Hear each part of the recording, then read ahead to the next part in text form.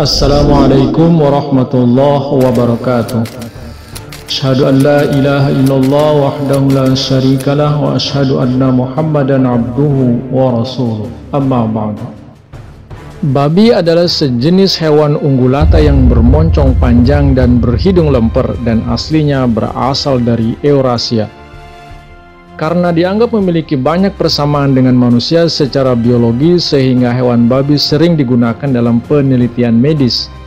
Fungsi jantung, ginjal, dan pankreas babi mirip manusia.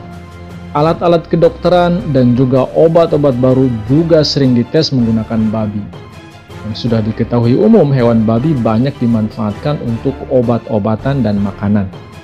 Kemudian, babi saat ini dianggap sebagai hewan pendonor organ terbaik bagi manusia. Namun faktanya banyak mengalami kegagalan, sehingga mengakibatkan kematian penerima donor organ dari hewan babi.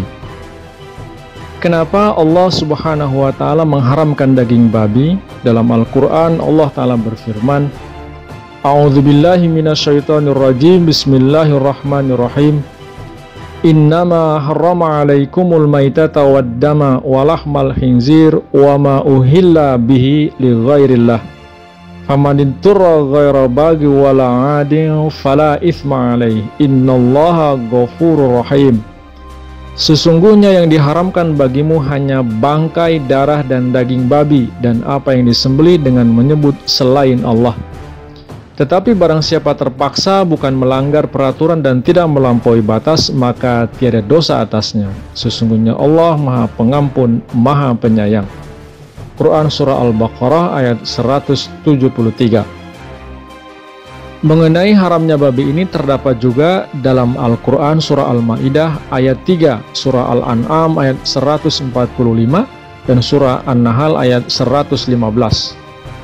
Dalam syariat agama Yahudi juga mengharamkannya. Nabi Isa alaihissalam juga mengharamkan babi, namun umatnya kemudian banyak mengingkarinya. Kemudian, dari namanya saja sudah mengisyaratkan keharamannya. Dalam bahasa Arab, babi itu disebut khinzir, merupakan paduan kata dari kata-kata hinz dan ara. Hinz artinya sangat rusak dan ara artinya aku lihat. Sehingga khinzir berarti aku lihat dia sangat rusak dan buruk. Jelasnya Allah Subhanahu wa Ta'ala menamai binatang ini yang menunjukkan keburukannya. Sudah diketahui oleh umum bahwa babi ini hewan paling hebat dalam hal makan kotoran dan tidak punya rasa malu, serta dayus. Dayus merupakan istilah atau ungkapan bagi suami yang istrinya tidak setia dan dia tidak peduli serta tidak punya rasa malu. Kemudian banyak jenis hewan dan burung yang mencuri hasil kinerja petani demi kelangsungan hidup mereka, di mana mereka tidak ada menghancurkan pohon dan tanaman hanya karena kesukaan belaka. Namun babi merupakan pengecualian karena kecenderungannya sangat merusak, telah menyebabkan kerusakan lingkungan dan lahan pertanian. Karena dianggap sebagai spesies invasif, banyak negara memiliki program untuk memusnahkannya. Babi juga dikenal bertabiat buruk, yaitu memakan bangkai anaknya sendiri. Tidak ada hewan yang lain di muka bumi yang pernah memakan bangkai anaknya yang mati. Seekor singa yang haus darah ataupun serigala yang ganas akan lebih memilih mati kelaparan di samping tubuh anaknya yang mati daripada memakannya. Anjing juga tidak pernah memakan anaknya yang mati. Babi sebenarnya vegetarian, tetapi karena suatu insting yang keji, mereka suka menyantap bangkai anaknya sendiri. Sekarang nyatalah penyebab mengapa ia diharamkan, yaitu menurut hukum alam, daging binatang yang kotor dan buruk itu juga berpengaruh buruk pada badan dan ruh, sebab makanan berpengaruh pada ruh manusia. Jadi tidak diragukan lagi bahwa yang buruk itu juga memberikan pengaruh buruk. Tabib-tabib Yunani di masa sebelum Islam pun menyatakan pendapat bahwa daging binatang ini mengurangi khususnya rasa malu dan memperbesar sifat dayus. Itulah sebabnya di dalam syariat Islam memakan bangkai juga dilarang, karena bangkai pun menarik pemakannya ke dalam sifat bangkai.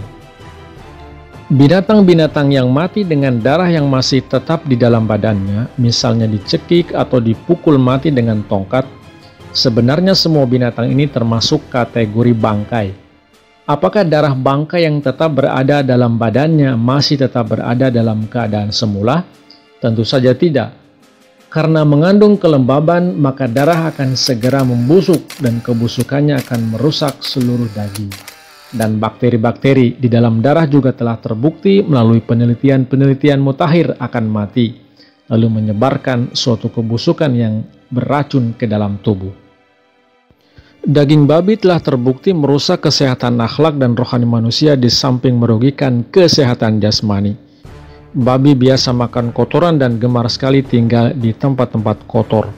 Babi mempunyai kebiasaan tidak senonoh dan menyimpang dalam melampiaskan nafsu kelaminnya.